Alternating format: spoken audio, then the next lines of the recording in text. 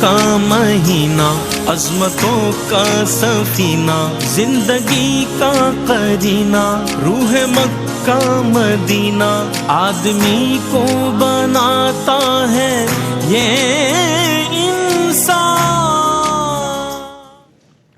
ناظرین، آپ کا خیر مقدم ہے علم و علماء میں ایک موضوع کے ساتھ ایک بار پھر ہم آپ کی خدمت میں حاضر ہیں، اور آپ جانتے ہیں کہ جو بھی موضوع ہوتا ہے اس میں کوشش کی جاتی ہے کہ کسی نہ کسی طرح ایجوکیٹ کیا جائے اپنے ناظرین کو، اور ان تک وہ باتیں پہنچائی جائیں کہ جو عام طور پر کتب کا حصہ ضرور ہے، تقاریر کا حصہ ضرور ہے، لیکن ہماری زندگی اتنی مصروف ہو گئی ہے اور اتنے مٹیریلسٹک ہو گئی ہے ہماری زندگی کہ ہم بس فکر معاش میں اتنا گم ہیں کہ بس کمانا ہے اور لگانا ہے اپنے اخراجات پر۔ اس کے علاوہ ہمیں اپنی اصلاح اور تربیت اور ہماری سیرت سازی کے حوالے سے کوئی اس میں اقدام نظر نہیں آتا۔ اور ہماری زندگی میں اگر دیکھیں تو سب سے زیادہ اہم چیز جو ہے نا ہمارا اخلاق ہے۔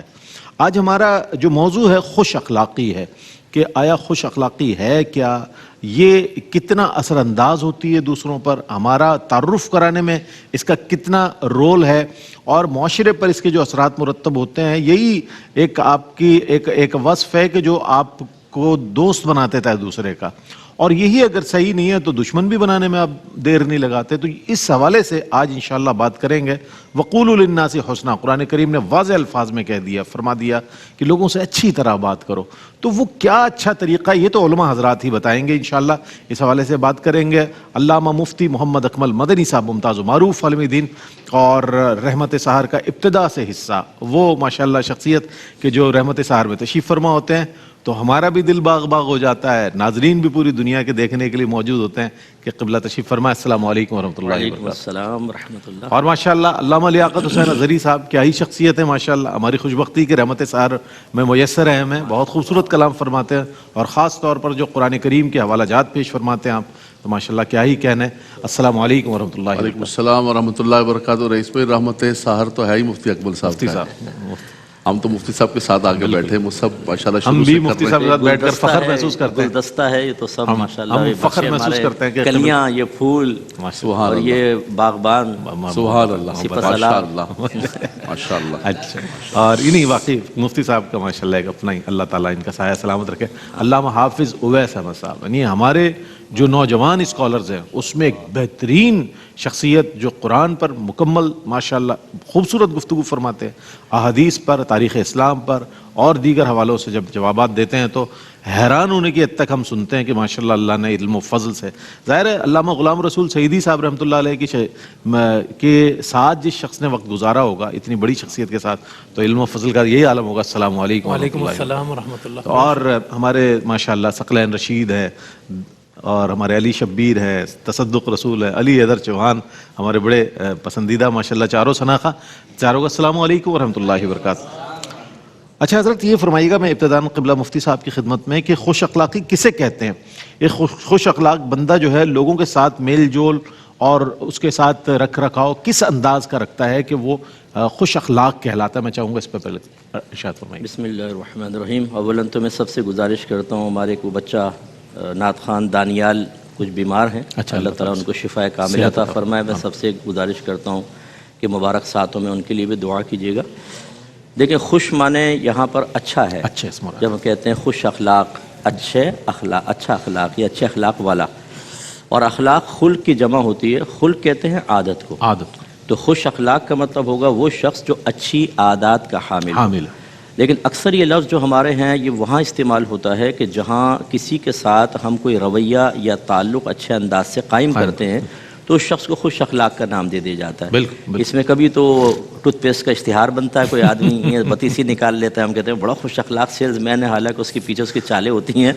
تو یہ اسی طریقے سے خوش اخلاق کے اندر پھر جیسے اب آپ اگر افسر ہیں، اپنے ماتحت کے ساتھ اچھا رویہ رکھنا، اپنی زوجہ کے ساتھ، اپنے بچوں کے ساتھ، اسی طرح دوستوں کے ساتھ بیہیو بہت اچھا ہو، مناسب الفاظ ہوں، شستہ الفاظ ہوں، عاجزی اختیار کرے آدمی، تکبر نہ کرے، خوش گمانی رکھے، خواہ بدگمانی نہ رکھے، خرچ کرنے کی باری آئے تو بخل نہ کرے، جتنا اللہ نے وسعت دی ہے سخاوت کرے، اللہ نے اور ہمت دی ہو تو ایثار بھی کرے۔ اسی طریقے سے ہمارے جیسے گھر میں کوئی مہمان آ جائے تو ان کے ساتھ اچھا رویہ رکھنا، مہمان نوازی کرنا، جہاں تک دسترخوان میں وسعت پیدا کر سکتا ہو وسعت پیدا کرنا۔ اسی طریقے سے غریبوں کی امداد کرنا، کسی کو دیکھ کر کسی بیمار کو اس کا دل نرم پڑ جانا اور پھر اس کے مطابق وہ عیادت کرے، کوئی فوت ہو جائے تو تعزیت کرے. اسی طریقے سے روڈ پہ کچھ چیزیں وغیرہ پڑی ہوں کہ جو مضر ہو سکتی ہیں کسی کے لیے تو ان کو دور کرنا، یہ سب اس کی علامات ہوتی ہیں، اس کا یہ رویہ بن جاتا ہے. اب یہاں ایک بات بس یہ غور کرنا چاہیے کہ ہم نے بعض اوقات تو خوش اخلاقی کو چند افعال تک منحصر کر دیا. وہی جیسے مسکرا کر مل رہے ہیں سیلز مین، اس کا تو کام ہی یہ ہے کہ وہ مسکرا کے مل کے آپ کو، جی ہاں، اس کو پروڈکٹ سیل کرنی ہے، اس وجہ سے ایسا ہے. اب اگر وہ یہاں تو ایسا ہی ہے لیکن گھر پہ جا کے بیوی بچوں کو مارتا ہے، پیٹتا ہے، گالی بکتا ہے، یا اپنے ماتحت کوئی دکان میں کام کرتا ہے اس کو بات بات پر ذلیل کرتا ہے، تو یہ خالی بتیسی نکالنا تو خوش اخلاقی نہیں ہے. بالکل. وہ تو اس کو کہا جائے گا تم بہت بڑے بد اخلاق آدمی ہو. اسی طریقے سے بعض اوقات ہم لوگوں کے منصب کے اعتبار سے اخلاق اپناتے ہیں. نوکر یا ماسی ہو تو 2 منٹ میں عزت اتار کے ہاتھ پہ رکھ دیں، لیکن باس آ جائے تو کھڑے ہو جائیں، حضور یہاں بیٹھے ہیں، بتیسی کھلی ہو صاحب، حاجی صاحب مسجد میں آئے تو جی پہلی صف میں آ جائیں حاجی صاحب، ارے نہیں آپ آئیے، ارے ہم تو کتے کمینے ہیں. اور گھر پہ جائے تو سلطان رائی مصطفیٰ قریشی. اور اسی طرح بعض مردوں کے ساتھ کسی سے بات کریں گے تو ٹیڑھا میڑا، خاتون آ جائے تو اخلاق دیکھیں پھر ارے بہن جی آپ یہاں آئیے بیٹھیے. اور محلے کی تمام بھابیاں جانتی ہیں کہ کتنا خوش اخلاق آدمی ہے یہ. تو یہ جو ہمارے طریقے ہیں اس میں ہمیں خود غور کرنا چاہیے کہ خوش اخلاقی یہ نہیں. خوش اخلاقی کس سے کشید ہوگی؟ میرے آقا صلی اللہ علیہ وسلم کی سیرت سے. بس اب جو میں نے جتنی باتیں عرض کی آپ سیرت مصطفیٰ میں دیکھ لیں، آگے انشاءاللہ ذکر ہوگا. وہ چیزیں انسان اپنائے، حقیقی خوش اخلاق بنے، اور یہ احتساب کے بغیر نہیں ہوگا. اگر کچھ لوگوں نے میری آپ کی تعریف کر دی کہ بھئی آپ بہت خوش اخلاق ہیں، بہت اچھے اخلاق کے مالک ہیں، عوامی رائے کو کبھی بھی اپنے کمال کی بنیاد نہ بنائے. میں اکثر کہتا ہوں کہ جس نے اپنے کمال کی بنیاد صرف عوامی رائے پر رکھی وہ کبھی باکمال نہیں ہو سکتا. باکمال بننے کے لیے صحیح ناقدین اور ایسے لوگ کہ جو آپ کا واقعی احتساب کر کے بغضاً نہیں، کیناتن نہیں، بلکہ واقعی مطلب وہ اصلاح کے لیے آپ کے قریبی لوگ کریں، ان کی بات کو غور سے سن کر اپنے اندر سے بد اخلاقی دور کرتے رہیں. ایک وقت آئے گا کہ اپنا احتساب سیرت مصطفیٰ کا اپنانا، ایسے ناقدین کی رائے کی روشنی میں اپنے آپ کو صاف ستھرا کرنا ہمیں حقیقی خوش اخلاق بنا دے گا. کیا بات، سبحان اللہ. یعنی خوش اخلاقی جو ہے مفتی صاحب نے جب فرمایا بہت وسیع تر معنوں میں ہے. ہم نے اس بہت محدود معاملات میں، جیسے کہ کسی سے مسکرا کر مل لیے تو بہت خوش اخلاق آدمی ہے، کسی کے ساتھ سلام دعا اچھی کر لی تو جناب اس کا تو یار اخلاق بڑا. صرف اخلاق کو میل جول تک ہم نے رکھا ہوا ہے، جبکہ اس کو بہت وسیع تر معنوں میں شمار کیا گیا ہے. اچھا علامہ لیاقت حسین ازہری صاحب، کم گو شخص ہے، بڑی متانت کے ساتھ زندگی گزار رہا ہے، سنجیدہ ہے، عام طور پر اسے یا تو مغرور کہا جاتا ہے یا بد اخلاقی تصور کی جاتی ہے اس کے اس طرز زندگی کو. کیا فرمائیے گا، کیا یہ بات درست ہے؟ جی بسم اللہ الرحمن الرحیم. بہت شکریہ رئیس بھائی.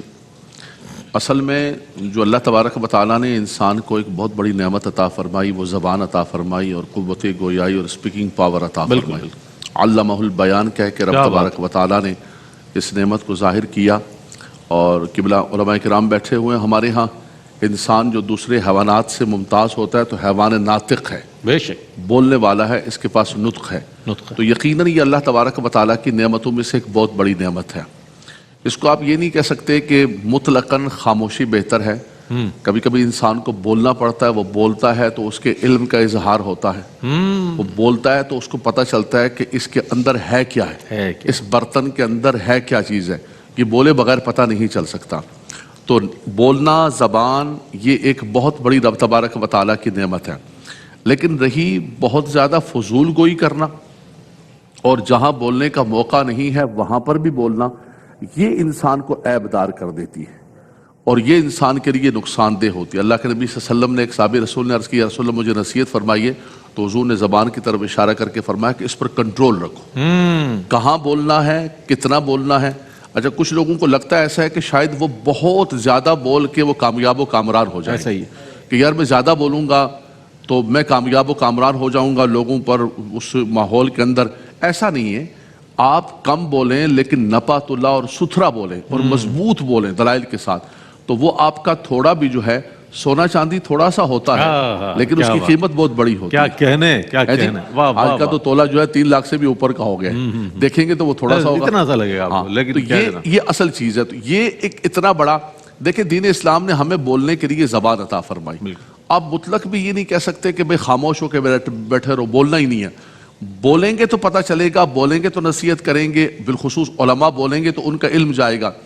لیکن انسان فرمایا کہ ایسا فالتو بولے کہ اس کی وجہ سے اس کی خرابی پیدا ہو، اس کے عیوب ظاہر ہوں. تو فرمایا کبھی کبھی کثرت کلام انسان کے دل کو سخت کر دیتی ہے. بالکل ایسے ہی. اللہ کے نبی صلی اللہ علیہ وسلم نے فرمایا کہ ان کثرت الکلام قساوۃ للقلب، انسان کے دلوں کو سخت کر دیتی ہے جب تک اس کے ساتھ اللہ کا ذکر نہ ہو، جب تک اس کے ساتھ درود و سلام نہ ہو. کسی بھی مجلس کے اندر بیٹھے تو بنیادی طور پر دوسرا اسلام نے تصور یہ پیش کیا ہے کہ آپ جو بول رہے ہیں اس کے اندر کیا فائدہ ہے، دنیا کا فائدہ ہے یا آخرت کا فائدہ ہے. ایک ایسی گفتگو کر رہے ہیں کہ جس کے اندر نہ کوئی دنیا کی منفعت ہے، لا یعنی گفتگو، لا یعنی. تو اللہ کے نبی صلی اللہ علیہ وسلم نے فرمایا من حسن الاسلام المرء ترکہ ما لا یعنی. یہ بات فرمایا اسلام کی خوبصورتی یہ ہے، بیوٹی یہ ہے، اور اسی طرح گفتگو کی خوبصورتی یہ ہے کہ یا تو آپ کسی دنیاوی منفعت کے لیے گفتگو کریں یا پھر آخرت کے لیے گفتگو کریں. نہ دنیا کی منفعت ہے نہ آخرت. چلو کبھی کبھی مزاح ہو جاتا ہے، یہ انسان کی طبیعت کو ہلکا کرتا ہے، یہ خود آقا صلی اللہ علیہ وسلم سے ثابت ہے. لیکن ہمہ وقت مزاح کرنا، ہمہ وقت بہت زیادہ کرنا، یہ انسان کے وقار کو کھو دیتا ہے. فرمایا انسان باقی رہی متانت، سنجیدگی، یہ بھی اللہ تبارک و تعالیٰ کی نعمت ہے. حضرت موسیٰ علیہ السلام کے لیے فرمایا وَكَانَ عِنْدَ اللَّهِ وَجِيهًا. یہ جو وجاہت ہوتی ہے، یہ جو روب ہوتا ہے، یہ بھی رب تبارک و تعالیٰ کا کرم ہوتا ہے. لیکن اس کے لیے انسان جو ہے، یہ جو آپ نے فرمایا کہ کبھی کبھی انسان متکبر لوگ سمجھتے ہیں اگر انسان کم بولے یا انسان سنجیدہ رہے. دیکھیں اس کا طریقہ کار ہے کہ مجلس کے اندر جہاں پر بولنا ہے وہاں پر بولیے آپ. جہاں پر سننا، اچھا سننا بھی ایک وصف ہے، سامع ہونا بھی ایک وصف ہے. لیکن کچھ لوگ ایسے ہوتے ہیں کہ وہ چاہتے ہیں کہ میں سامع بنوں نہ، میں متکلم ہی ہوں. فقیر کی ذات بابرکات جب تک بیٹھی رہے تو فقیر کلام ہی کرے، سننے کا وصف ہونا نہیں چاہیے. تو سماعت بھی ایک انسان کرے اور بولے بھی انسان، لیکن اس کی طبیعت کے اندر سنجیدگی ہونی چاہیے، اس کی طبیعت کے اندر وقار ہونا چاہیے. انسان کی اکثر طور پر رئیس بھائی جو گناہ صادر ہوتے ہیں وہ یا تو ہاتھوں سے ہوتے ہیں یا زبان سے ہوتے ہیں. اور اس پر تو کئی احادیث صحیحہ ہیں. اچھا اس پر ہم آپ سے تفصیل جاننا چاہیں گے علامہ صاحب. بہت اہم بات ہے یہ.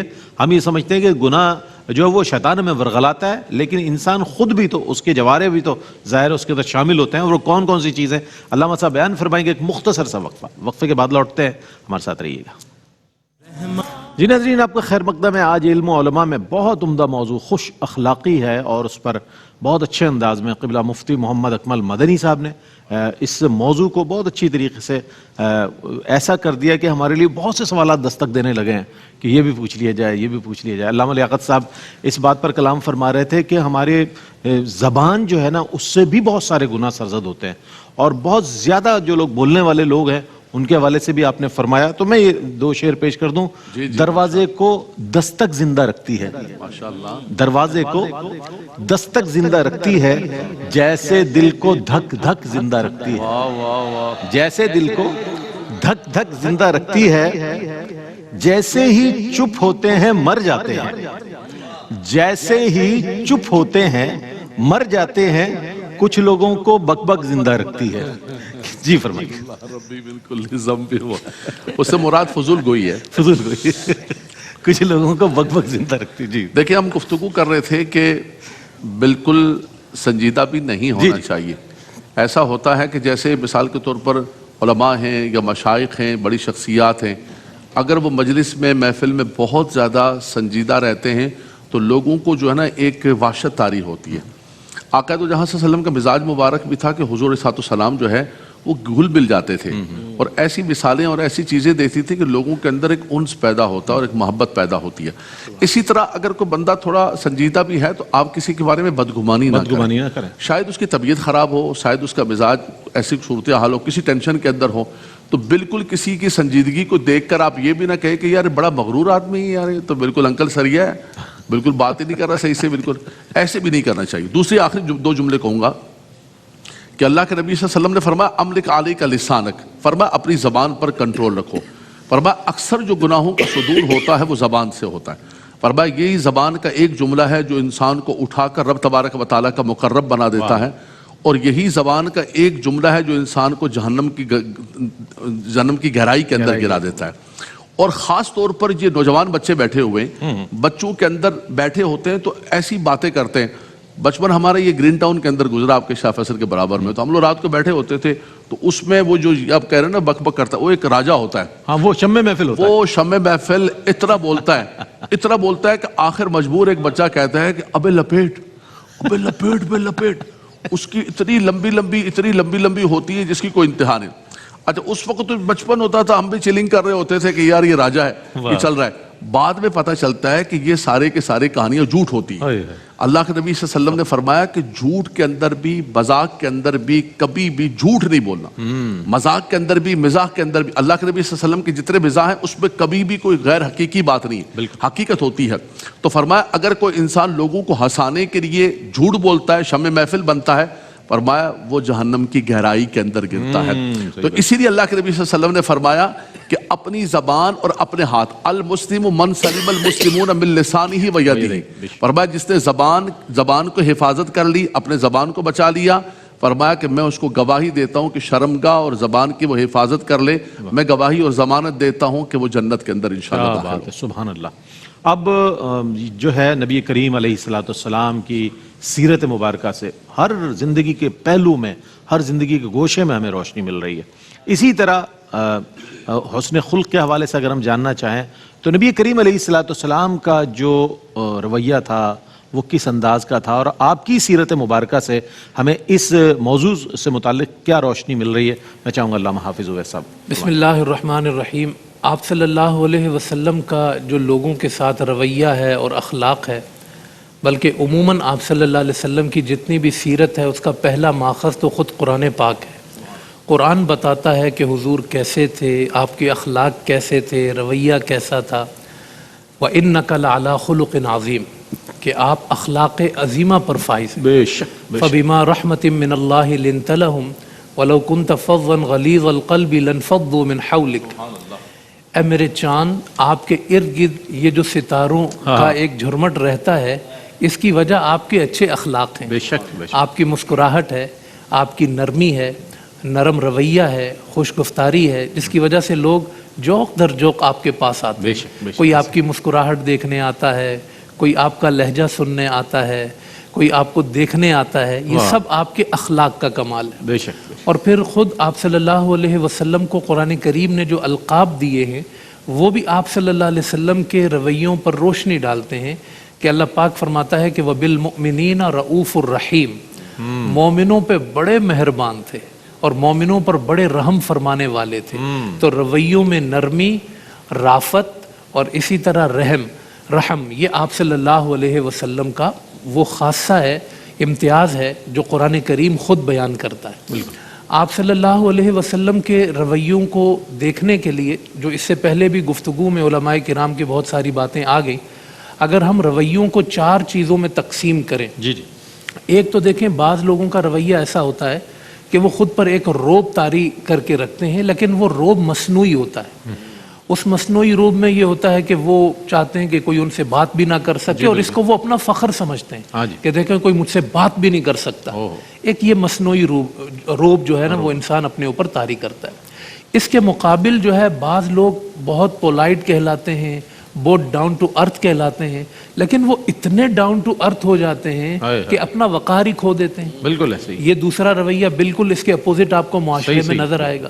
تیسرا رویہ، جیسے علامہ صاحب نے اس پر تفصیل سے بات بھی کی، کہ سنجیدگی بعض لوگوں میں جو ہے وہ اتنی زیادہ جو ہے وہ طاری ہوتی ہے کہ ان کے ساتھ بیٹھنے والا کوئی شخص جو ہے نا وہ ریلیکس نہیں ہو پاتا، وہ آرام سے بات نہیں کر پاتا، سکون سے ان سے گفتگو نہیں کر پاتا، اور وہ ان سے اجنبیت محسوس کرتا ہے. اور اس کے مقابل چوتھا رویہ وہ ہے کہ جس میں کسی کے رویے کے اندر بہت ہی زیادہ مزاح ہوتا ہے، ہر وقت مزاح کرنا، ہر وقت جو ہے وہ ہنسانے والی بات مارنا، لیٹ ڈاؤن کرنا، لوگوں کو اس طرح عزت نفس پامال کرنا. یہ 4 رویے جو ہے نا، یہ 4 انتہائیں ہیں، یعنی یہ نیگیٹیوٹی میں جاتی ہیں چاروں چیزیں.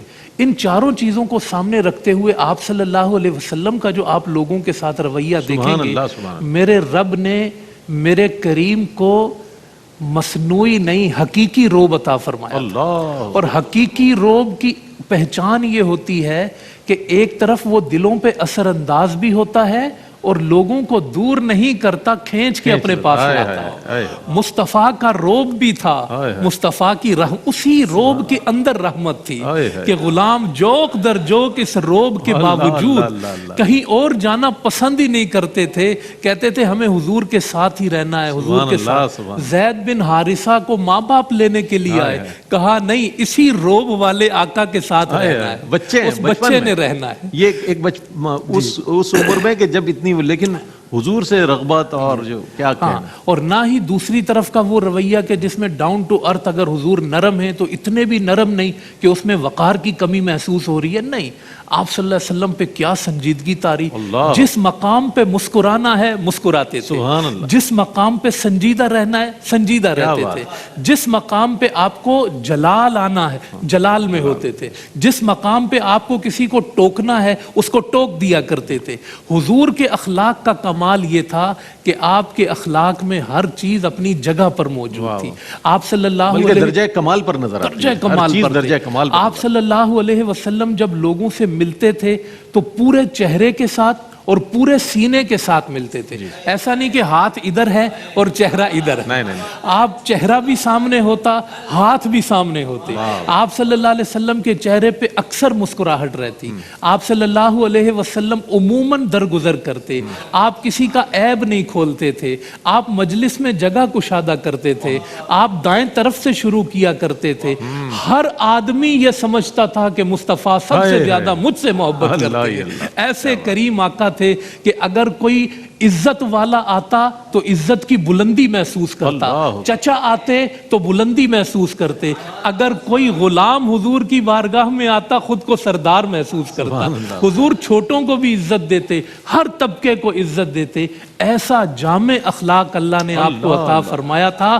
مصطفیٰ کو دیکھتے جاؤ، پڑھتے جاؤ، سیرت اپناتے جاؤ، آپ کے اخلاق مکمل ہوتے چلے۔ کیا کہنے، سبحان اللہ سبحان اللہ۔ یہ ایسا لگ رہا تھا کہ نثر میں نعت بیان کر رہے ہیں۔ علامہ صاحب جیسے حضور کے اوصاف جمیلہ جو بیان فرما رہے تھے اپنے جملوں میں، ایسا لگ رہا ہے نثر میں حضور کی نعت، اور واقعتاً حضور کی نعتیں سیرت نگاروں نے اپنے انداز میں آپ کے اوصاف و کمالات کا ذکر کیا ہے۔ آئیے ہم چلتے ہیں حمد رب جلیل کی جانب، اور ہمارے چاروں ثناخواں مل کے اللہ رب کریم کی بارگاہ میں ہدیہ حمد پیش کرنے کی سعادت حاصل۔ کعبے کی رونق، کعبے کا منظر، اللہ اکبر اللہ اکبر اللہ اکبر اللہ اکبر، دیکھوں تو دیکھے جاؤں برابر، اللہ اکبر اللہ اکبر۔ تیرے حرم کی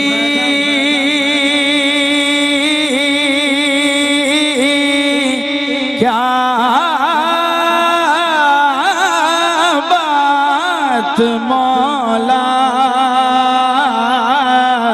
تیرے کرم کی کیا بات مولا، تیرے حرم کی کیا بات مولا، تیرے کرم کی کیا بات مولا، عمر کر دے آنا مقدر، اللہ اکبر اللہ اکبر اللہ اکبر اللہ اکبر۔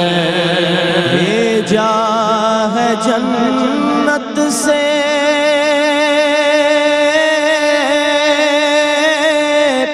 تجھ کو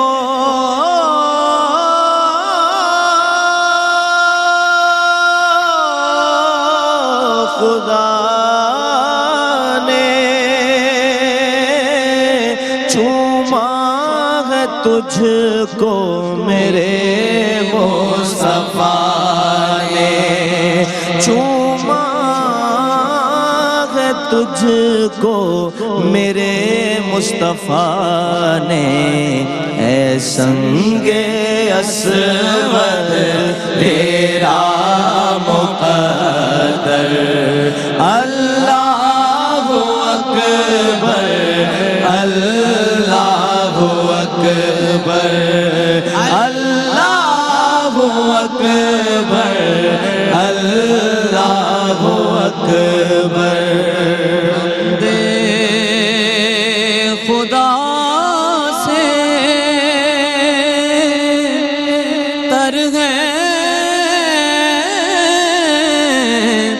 زبانیں،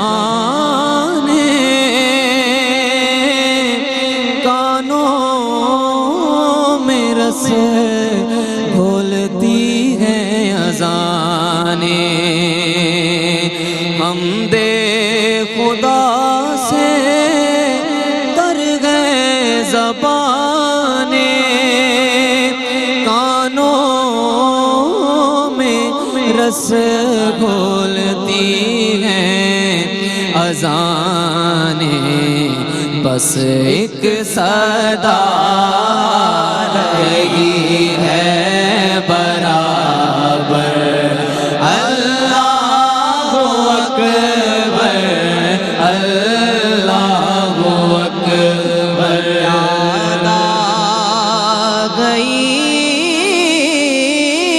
جب اپنی خطائیں،